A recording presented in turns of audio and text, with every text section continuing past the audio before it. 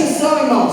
Presta atenção no que Deus vai falar conosco aqui nesta noite, né? Nós estamos em poucas pessoas, todo mundo conhece todo mundo, mas aqui Deus está presente neste lugar. E nós entramos aqui nesta casa por um objetivo: da revelação, adorar aquele que é digno de toda honra e de toda glória. Se você veio aqui nesta noite para adorar, então adore a Ele nesta noite.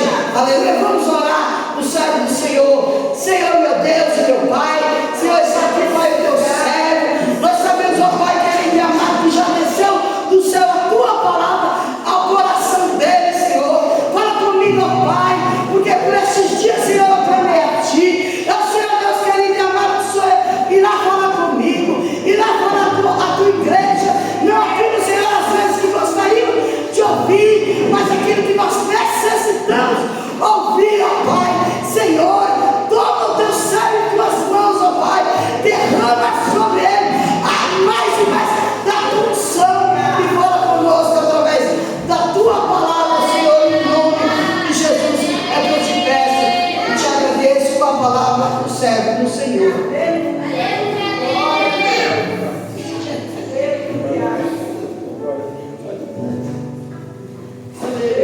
Glória a Deus. Como nós irmãos com a paz do Senhor Jesus, amém? Vocês estão bem? Graças a Deus. Nosso pastor presidente esteve entrando em contato conosco, nos solicitou para que nós ministrássemos um ensinamento nessa noite.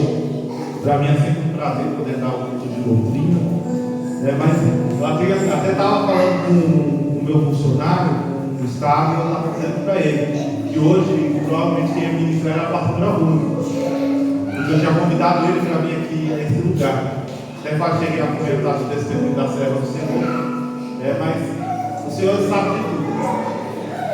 A verdade é que não importa o vaso. Amém? Amém? O que importa é que a palavra seja pregada. Amém? Aqui nada mais somos do que o instrumento de Deus. Livro do Êxodo, amém?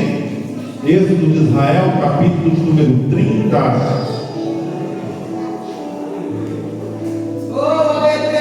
Livro do Êxodo, segundo livro da Bíblia, capítulo de número 30.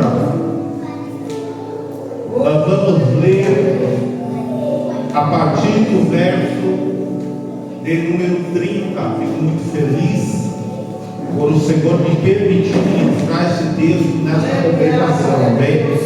Confesso que é um desejo meu pregar este sermão primeiro nesta casa. Todos acharam? Livro do Êxodo, na verdade, capítulo 35, o versículo que é o 30. Livro do Êxodo, capítulo 35, verso número 30. Está escrito assim a palavra do Senhor, livro do Êxodo, capítulo 35, verso número 30. E depois disse a Moisés aos filhos de Israel: eis que o Senhor tem chamado por nome a Bezalel, filho de Uri, filho de Ur, da tribo de Judá. E o Espírito de Deus o encheu de sabedoria, entendimento e ciência em todo o artifício, para criar invenções, para trabalhar em ouro, em prata e em cobre, e em lapidar pedras, para engastar, e em talhar madeira, e para trabalhar em toda obra esmerada. Também lhe dispôs o coração para ensinar outros, a ele e a Ioliabe, filho de Aizamaque, da tribo de Dan. Encheu de sabedoria no coração para fazer toda a obra de mestre, até a mais engenhosa, a do gravador em azul, em púrpura e em carmesim, e em linho fino de tecelão, e também em toda a obra criando invenções. Capítulo 36, verso 1. Assim trabalharam Bezalel e Aioliabe, e todo homem sábio de coração, a quem o Senhor dera sabedoria e inteligência para saber como haviam de fazer toda a obra para o serviço do santuário, conforme tudo que o Senhor lhe tinha ordenado. Amém? Toma o seu assento, glorificando o nome do Senhor. Eu aconselho você a manter a sua Bíblia aberta. Amém? Se quiser marcar um texto interessante, já dizia meu professor, pastor José Issa, que uma Bíblia destruída e marcada é sinal de um coração inteiro.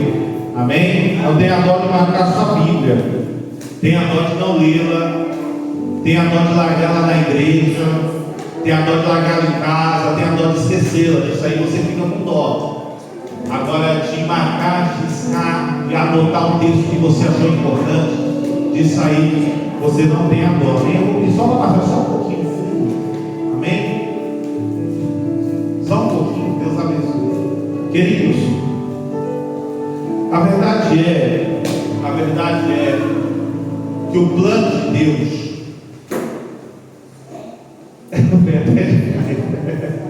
amém, Deus abençoe. A verdade é, queridos, que o plano de Deus nunca foi separar um lugar para só encontrar com o homem nesse lugar.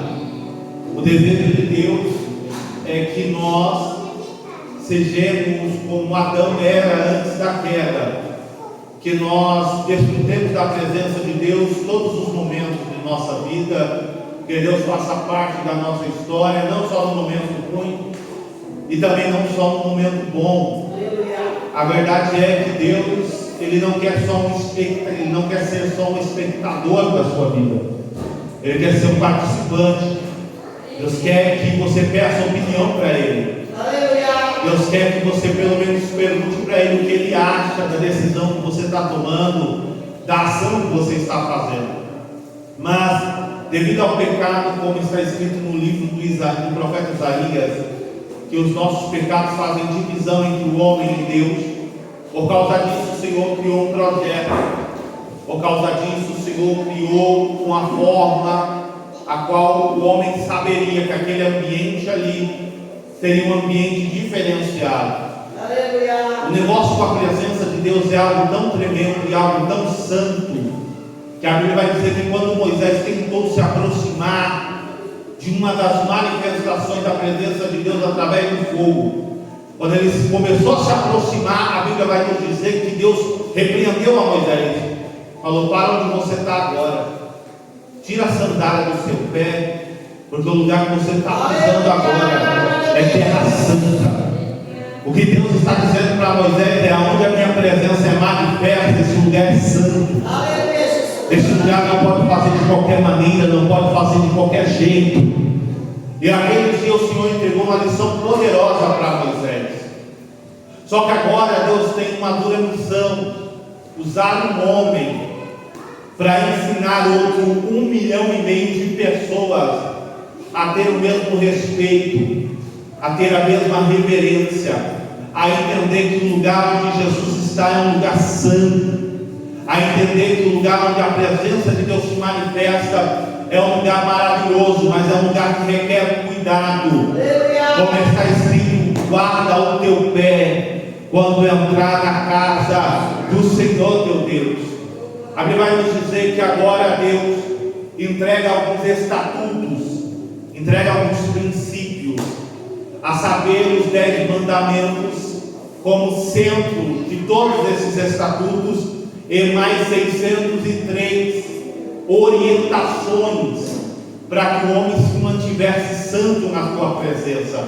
A Bíblia vai nos dizer que quando Moisés desce do Monte Sinai com as tábuas da lei na mão, escrita pelo próprio Deus, a Bíblia vai dizer que ele vê que o povo já tinha se corrompido, o povo já estava adorando o bezerro de ouro, o povo já não estava em fidelidade para com Deus. No momento de ódio, a Bíblia vai dizer que Moisés pega as tábuas que estão na sua mão, joga no chão, quebra e começa a repreender aquele povo. A Bíblia vai dizer que naquele dia houve calamidade entre o povo, naquele dia houve morte entre o povo, e a Bíblia vai dizer que depois de todos esses acontecimentos, Moisés colocou no seu coração voltar para o monte, pagar o preço de mais 40 dias, para fazer esse povo se converter, para fazer esse povo andar na presença de Deus. Moisés fez uma reunião com o povo e disse para o povo: eu vou subir de novo, se Deus tiver misericórdia, Ele ainda vai falar com a gente. Se Deus ainda tiver misericórdia, se Deus ainda tiver interesse em nós, certamente Ele vai nos dar uma segunda oportunidade.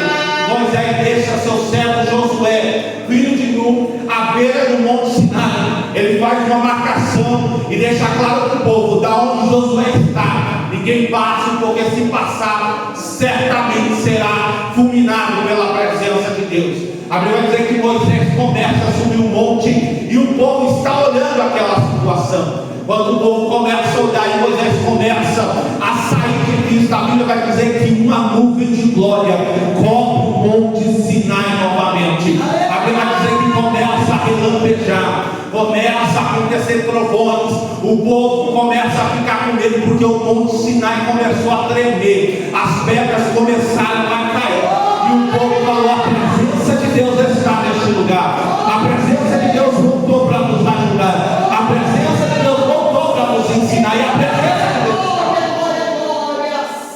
Moisés sobe, e a Bíblia vai dizer que Deus dá uma segunda oportunidade, e agora Moisés vai reescrever aquilo que foi quebrado.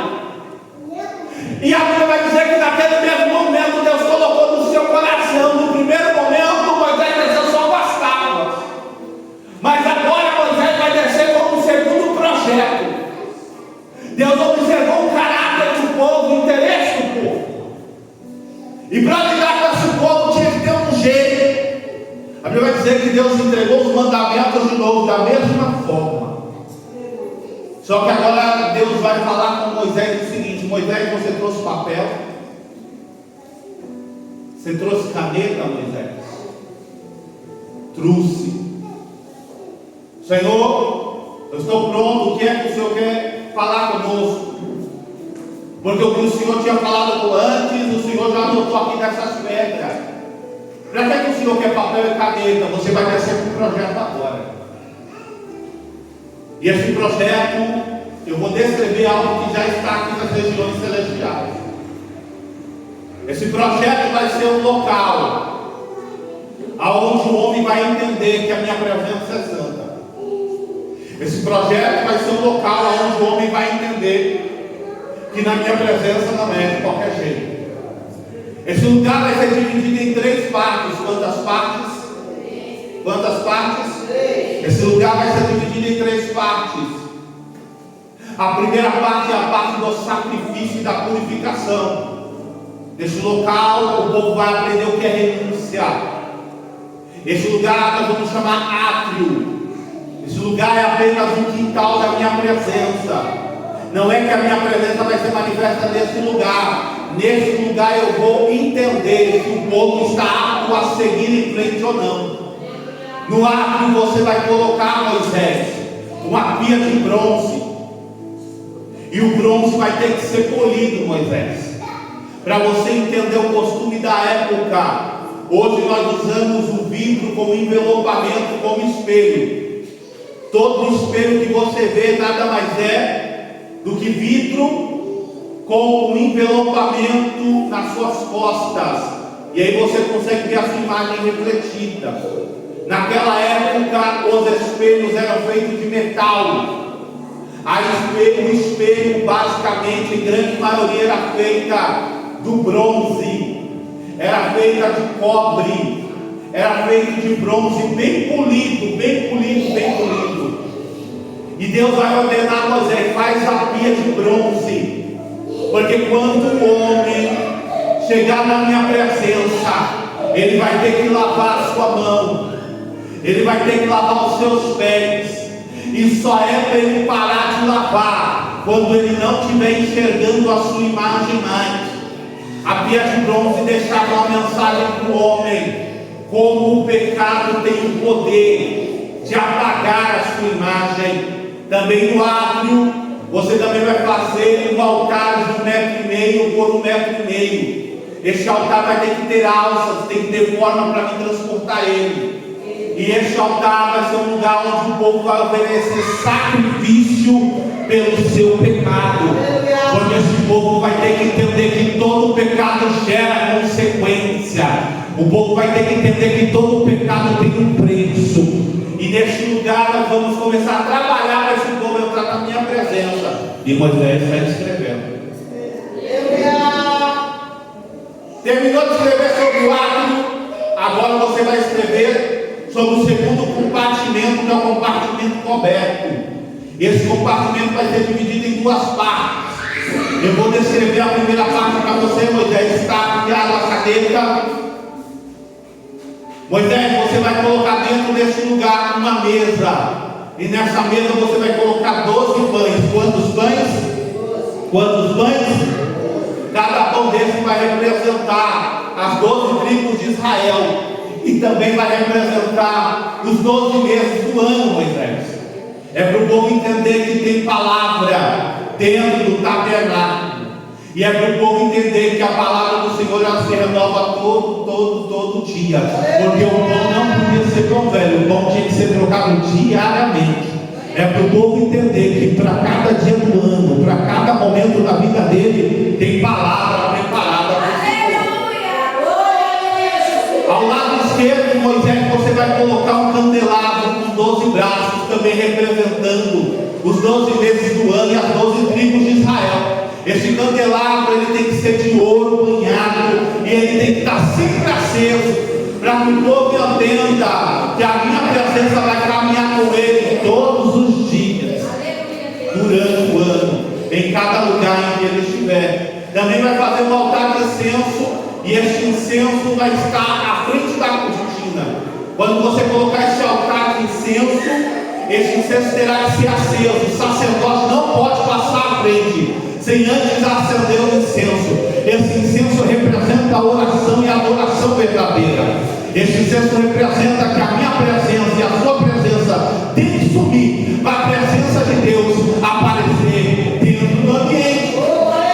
Até aqui todo mundo entendeu? Diga amém. Agora nós já podemos entrar dentro do texto.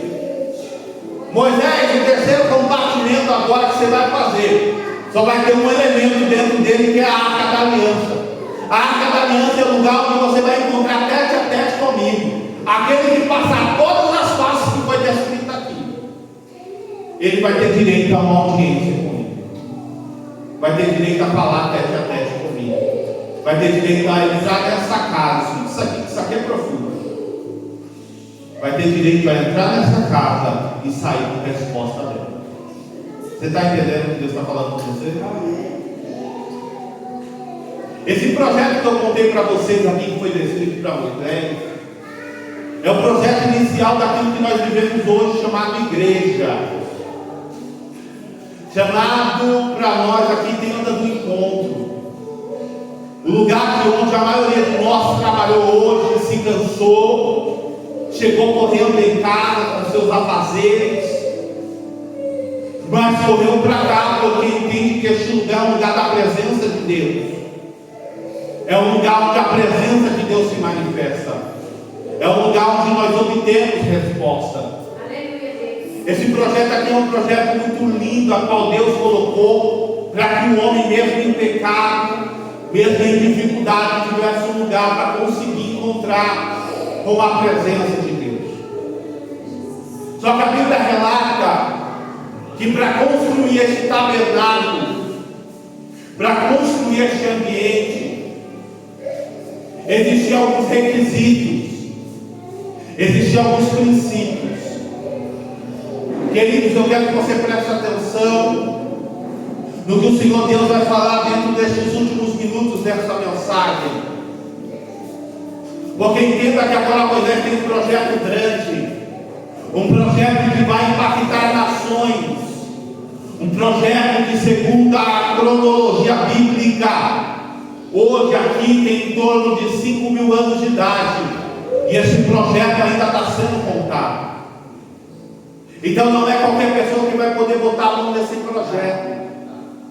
A Bíblia vai relatar agora que Moisés desce. E Moisés desce, apresenta os mandamentos, apresenta os preceitos, que são 603. E agora vai falar acerca do projeto. Falou a Deus, falou comigo no Monte Sinai, que Ele quer ter um contato conosco.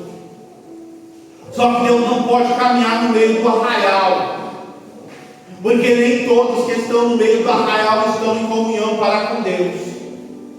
Deus vai construir um lugar que futuramente vai ser chamado igreja.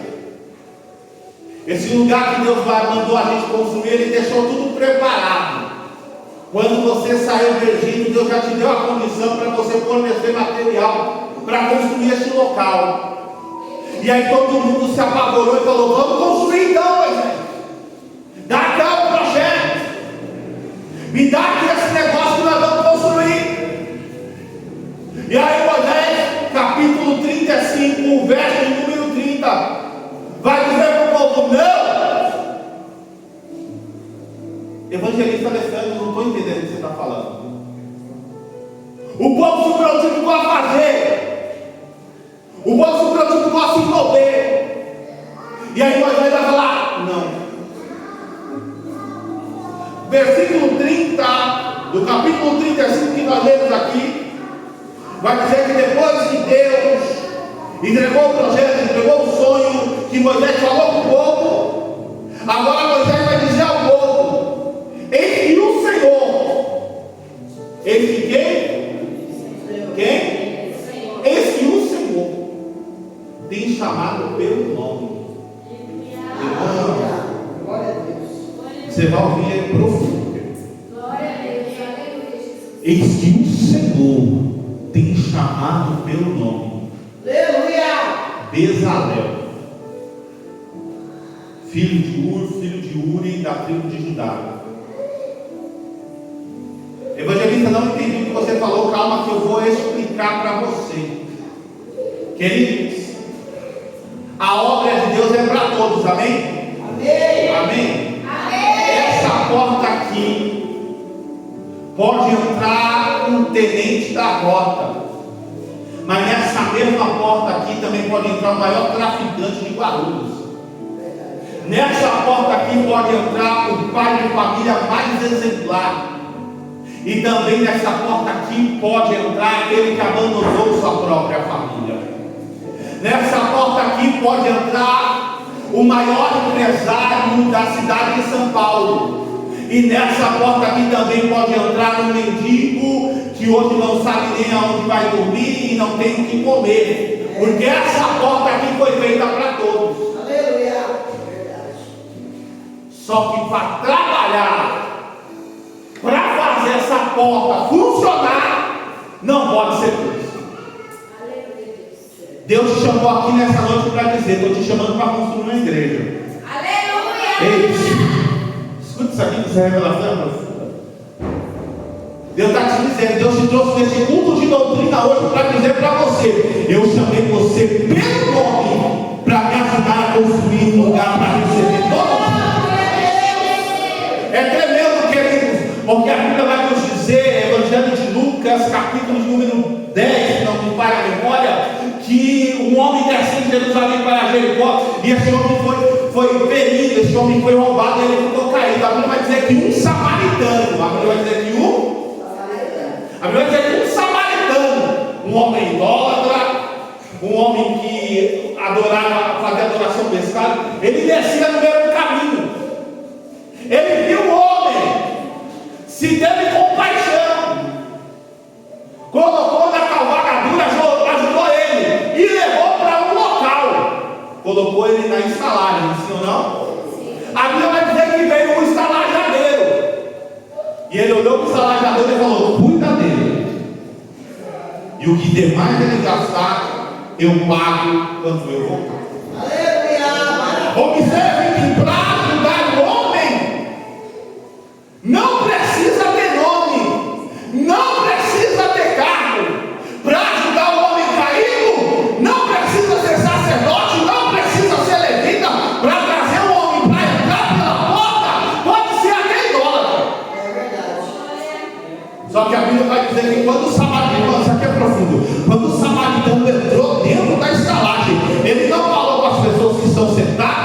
Ele não falou com o hóspede, ele foi de encontro ao estalajadeiro, a pessoa que tomava conta do local. Falou: você é o responsável por esse lugar? Sim, eu sou responsável, sou membro desse lugar. Então, ó, estou entregando na tua mão. Cuida dele. Aleluia! Glória a Deus! Diga comigo: a porta é para todos, mas cuidado. Se Deus te colocou neste lugar, te fez membro deste ministério, Deus está falando aqui fora. Se Deus te colocou em alguma posição hierárquica, entenda, Deus te colocou aí, você tem responsabilidade de zelar por essa obra.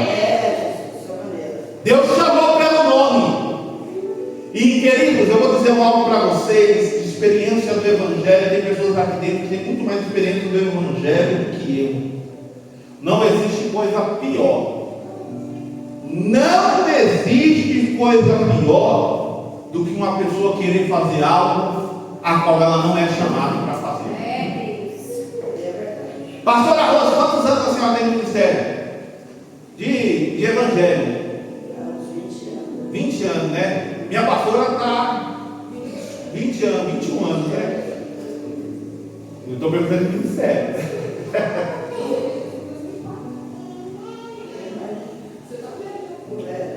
Minhas pastoras têm muito mais experiência do que eu. Eu vou fazer uma pergunta para a senhorita.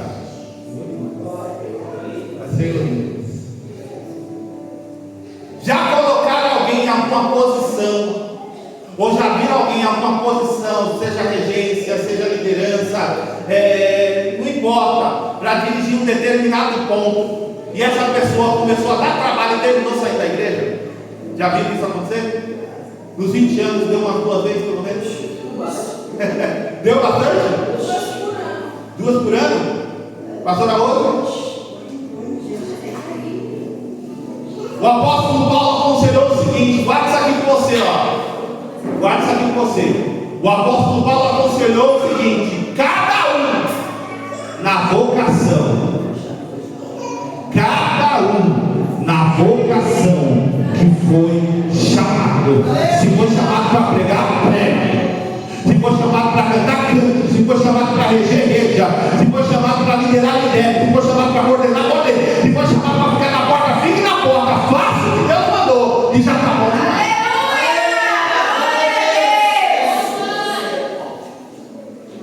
Tem uns hinos que eu gosto de ouvir, apesar de às vezes parecer meio idoso, mas eu ouço os hinos de jovem às vezes. E eu gosto muito dos hinos do Alessandro Vilas Boas. Não é só por causa do nome. Não é só por causa do nome, mas os meninos devem conhecer do Alessandro Vilas Boas. Eu gosto muito dos hinos dele. Gosto muito. E o Carpinteiro, né, que agora sim, agora acertou. Eu gosto muito dos hinos dele, da forma que ele adora. O nome dele é Alessandro também, impressionantemente. Só que a minha função é pregar. E a função dele é cantar. Eu já vi ele dando algumas palavras. Não tem sentido. Sério? Não, nada contra ele pregando. Mas ele falando é um negócio que parece meio alucinógeno. Vou dar um outro exemplo simples, que nem Gabriela Rocha. Canta demais. Ninguém segura. Agora você pega os vídeos antigos da Gabriela Rocha falando, entregando uma ministração no meio do louvor. É meio estranho, né? Seja sincero, teve umas coisinhas que ela falou que era esquisita. Tudo vem com a experiência, claro. Mas por quê? Cada um na vocação que for chamado. Sabe por que eu não louvo na igreja? Porque eu sei que a minha voz é horrível para louvar. Mas já para pregar ela está certa. Aleluia! Cada um na vocação que foi chamado. Se Deus te chamou para construir, construa. Se Deus te chamou para reger, reja. Irmão, guarde isso aqui. O que Deus colocou na sua mão, faça com excelência. Irmão, guarde isso. O que Deus colocou na sua mão, faça com excelência. Porque quando Ele voltar, Deus vai direto em você para requerir. E aí, ficou bom? Aleluia, Deus. Deu lucro, ganhou alma no talento que eu te dei. Não, Deus, eu tive medo e não fiz. Certamente a condenação para você será alta. Então faça de tudo para que o que Deus te chamou você faça com excelência. Amém?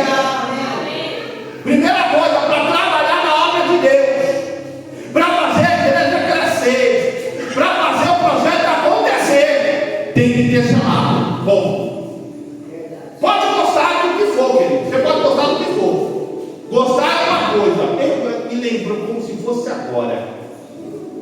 E eu até conto, porque eu ainda toquei hoje. Eu fazia parte de um ministério e na minha época nunca acontecia isso aqui, ó. Nunca. Instrumento vazio? Nunca. Não existia isso. Todos os jovens que estavam na igreja, todos os jovens que estavam na igreja queriam aprender a tocar. Todos. A pastora Michele, quando eu estou no ministério aqui, eu quero o ministério de Vila Bela, sabe disso. E o que acontece? Na época tinha um rapaz com o nome Juliano, ele estava me ensinando o filho do pastor, e ensinando um outro rapaz, acho que o nome dele era André, se não me falha a memória. E nós três estávamos aprendendo. Aí o que ele fazia? Imagine, era 3 anos da harpa. Cada um tocava um hino da harpa, e era alegria. Hoje para tocar é forçado, né? Mas era alegria nossa, era poder tocar o hino da harpa. Tanto que os tocadores eram os primeiros, nós éramos os primeiros a chegar. Quantas vezes eu deixei minha mãe em casa e fui na frente, porque eu não queria perder a minha vez de tocar. Você está entendendo? Quando foi um determinado dia, o pastor Raimundo chamou minha mãe. Na época eu tinha meus 11 para 12 anos de idade. Chamou minha mãe, colocou eu do lado assim, e disse desse jeito assim, seco. Ele era um amor, né? Um amor, disse seco assim para minha mãe. Irmã Isabel, estou trazendo aqui o seu filho, ó, para dizer que o seu filho, o chamado dele, escuta isso aqui, o chamado dele é com 11 anos de idade, o chamado dele não é tocar bateria. Não é o chamado dele. Menino, pense no jovenzinho que ficou macho na hora. Pense. Aí, escuta isso aqui. O pastor Raimundo, ele tirou, hoje eu estou com a Bíblia aqui, ele tirou uma Bíblia, aplicação pessoal da CPAD. A Bíblia era desse tamanho. Olhou para mim e disse assim, com aquela vozona dele: está aqui, meu filho. Era a Bíblia de uso dele. Isso deu uma confusão depois com as Orildas na época, por causa do SAI, que a Bíblia ia dar para o SAI. Confusão. Mas essa história é outro dia. Está aqui, meu filho. Esse aqui é o seu chamado. Eu olhei para a Bíblia lá, foi desse tamanho. Na época, os jovens só usavam aquelas Bíblias de exército. E o pai antigo lembra disso. Era a Bíblia de zipe de exército, que era do tamanho da minha carteira aqui, ó. Não tinha letra, era bombos.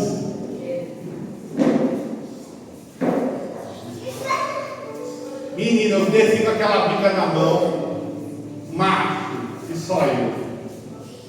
Já está falando disso porque não quer me ensinar. Escuta isso aqui. Isso aqui é experiência ministerial. Eu desci macho. Não, porque ele não quer me ensinar, não quer me dar uma oportunidade. Desci. Cheguei em casa. Fiquei com a Bíblia por 10 minutos. Sem mentira nenhuma, estou dizendo para vocês, fiquei com a Bíblia 10 minutos. Fiz assim, olhei os mapas coloridos. Eu olhei o negócio assim. Deixei a Bíblia lá. Aí olha o que minha mãe fez. Minha mãe pegou a Bíblia. Nós tínhamos um guarda-roupa que não tinha porta. A porta desse guarda-roupa era do sol. Nós não nascemos nesse de outro, não. E tinha o livro da escola. Minha mãe pegou a Bíblia e fez assim, não. Colocou a Bíblia lá. E o Alessandro continuou indo com a Bíblia dele, depois minha mãe pegou a Bíblia do exército lá, e a Bíblia passou a ficar isso aqui. Passou-se 9 anos. Quantos anos? 9 anos. Determinado dia o camarada foi lá e se converteu, depois de aceitar 17 vezes, mas isso também é história de outro dia. É por isso que eu não julgo ninguém que fica aceitando Jesus aqui, eu não julgo. Sabe por quê? Porque eu fui igualzinho. Eu aceitei Jesus 7 vezes antes de me converter. Mas, irmão, boa coisa é quando você se converte. Depois que você se converte, você não sai mais. A pessoa que ela é convertida em Jesus, ela não abandona mais Jesus. Ela dá uma fraquejada, cansa, senta em casa, vai largar Jesus, ela não larga mais.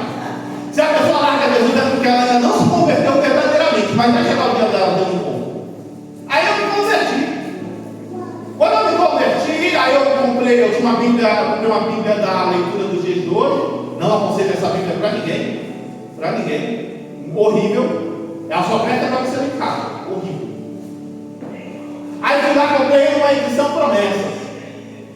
Aí comecei a estudar a palavra do Senhor. Comecei a frequentar a igreja firme. Comecei a dar os primeiros passos ministeriais. Falei para minha mãe: falei, mãe, vou ter que comprar uma Bíblia de estudo. Na época o Nasser ainda era da congregação. O Nasser ainda era da nossa congregação. E ele falou: não, que ele ia bastante na Ponte Fazenda. Falei que ia marcar um dia para ir lá. Aí minha mãe falou: você não precisa de Bíblia de estudo. Aí eu falei: não, mas eu preciso, porque eu não tenho livro e eu quero estudar a palavra do Senhor. Ela: não, sua Bíblia de estudo está aqui. Escuta isso aqui. 9 anos. Quantos anos? Minha mãe foi no mesmo guarda-roupa. Eu já morava com a Carla já. Eu já era casado. Não, eu namorava na época. Mas já morava sozinho na época. Minha mãe foi lá no mesmo guarda-roupinha, que ela tinha no mesmo guarda-roupinha. Puxou a Bíblia. Sem capa, toda troncha, porque está aqui a sua Bíblia. Estou te esperando. Irmão, na hora que eu peguei a Bíblia na mão, a lágrima desceu na hora. É por isso que quando o pastor, irmãos, isso aqui é experiência ministerial. É por isso que quando o pastor falar para você um determinado algo, acate, mesmo que você não concorde. Porque quando Deus entregar algo ao anjo da igreja, foi Deus que entregou. Às vezes nem o anjo entende. Ah, mas você toca a bateria hoje, mas não é o meu chamado. O meu chamado é esse aqui. Aleluia, glória a Deus, graças a Deus. Boa coisa, Israel. Irmão, você só vai frutificar na obra de Deus quando você fizer aquilo que você foi chamado para fazer. Amém? Primeira coisa, para você estudar na obra de Deus, tem que ser chamado. Segunda coisa, a Bíblia vai nos dizer, capítulo 35, verso de número 31. E o Espírito de Deus o encheu. Aleluia. Quer dizer, você pode ter o chamado, mas se você não tiver comunhão com o Espírito Santo, você vai dar novidade dentro da obra. Tem pessoas que têm habilidade para fazer, mas por não ter comunhão com o Espírito Santo, fazem desleixadamente. Pessoas, queridos, inclusive, existe uma pauta em muitas congregações, e para mim existe em todas as congregações. Para você subir ao episcopado, para você se tornar até cooperador, tem que ser batizado no Espírito Santo. Ah, não, eu não estou falando de rodar e pular, não, estou falando de ser batizado no Espírito Santo. Tem que ser. Para você ocupar uma posição, qualquer posição dentro da obra, você tem que ter comunhão com o Espírito Santo. Porque como você vai trabalhar na obra sem conhecer o Deus da obra? Está escrito em João capítulo 4, Deus é o quê? Vamos ver quem lembra. João capítulo 4 está escrito que Deus é? Diga comigo, Espírito. Deus é o quê? E importa que os verdadeiros adoradores adorem o quê? Adorem o quê? Querido, até para sentar nessa cadeira aí, você tem que ter comunhão com o Espírito Santo. Até para louvar o vinagre, eu sou louco da água. Tem que ter comunhão com o Espírito Santo. Se não tiver comunhão com o Espírito Santo, teu ministério está fadado ao fracasso. Como você vai falar de um Deus que você não tem comunhão para com Ele? Quem não tem, não é cheio do Espírito Santo. Magro. Quem não é cheio do Espírito Santo pesa dentro do barco. Quem não é cheio do Espírito Santo sempre vai dar opinião contrária ao que o Senhor falou, sempre vai ser um opositor na obra. A Bíblia vai dizer que quando Paulo está aconselhando Timóteo, ele vai dizer assim: ó Timóteo, não esquece de trazer a minha capa, não esquece de trazer os pergaminhos. Toma cuidado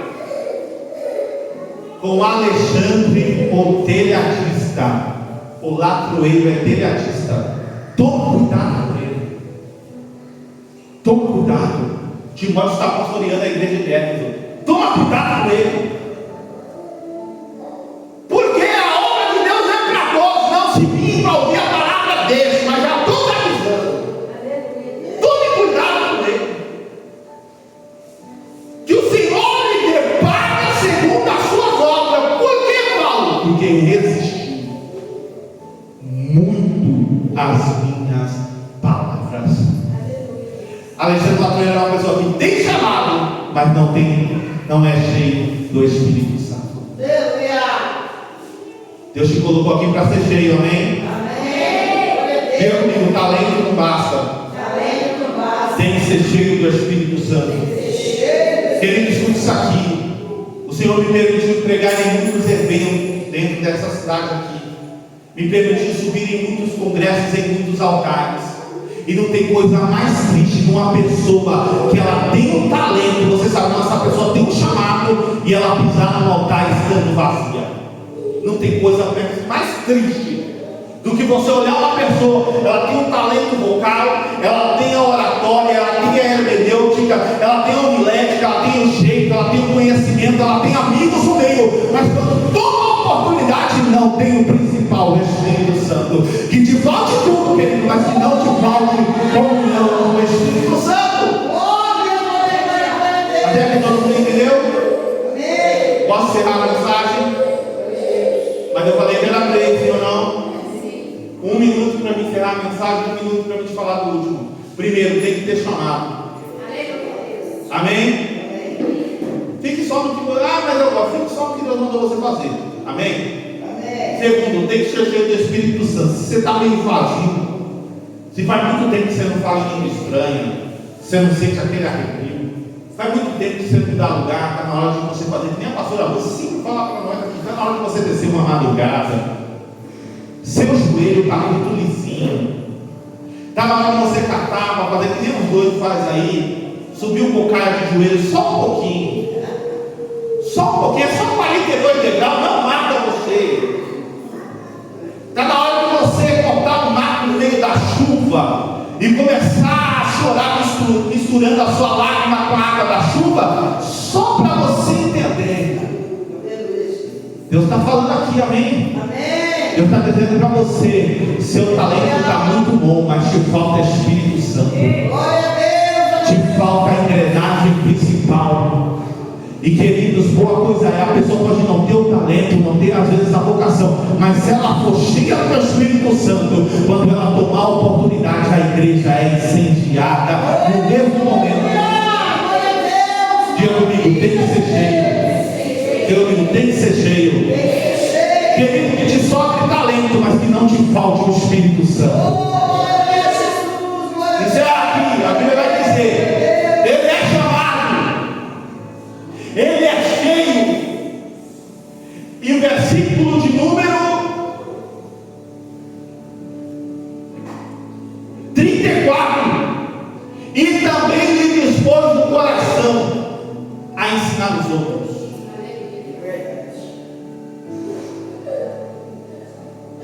E também lhe dispôs o coração a ensinar os outros. Na obra de Deus ninguém é insubstituível.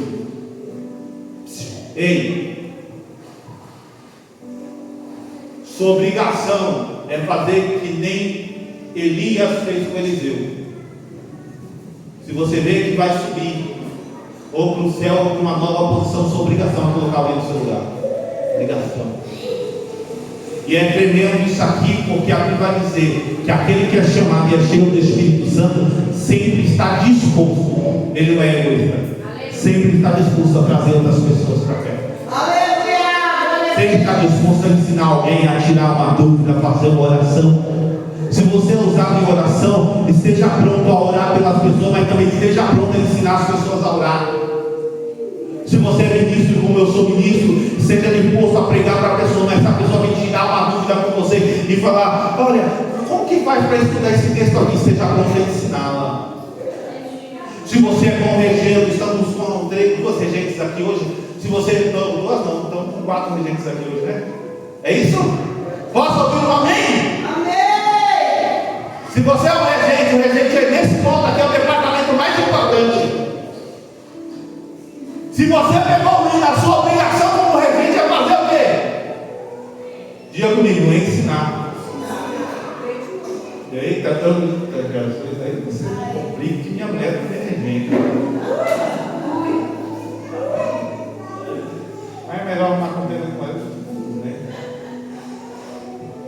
Não adianta quando o irmão e a irmã errar, você fazer assim, ó.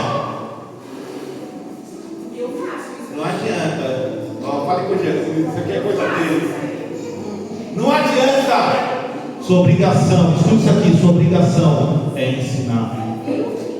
O professor na sala de aula, escute isso aqui, o professor na sala de aula, tem pessoas que aprendem muito rápido, mas vai ter pessoas que ele vai ter que falar, olha, não é assim, faz de novo. Não é assim, faz de novo. Não deu certo, você vai ter que levantar a sua cadeira, sentar na carteira dele e falar, vou ensinar você aqui, letra por letra. Você vai ficar bravo com isso, mas isso é sua obrigação.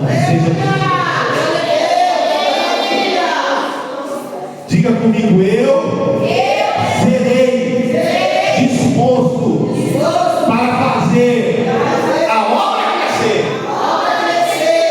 Posso ouvir um amém por isso?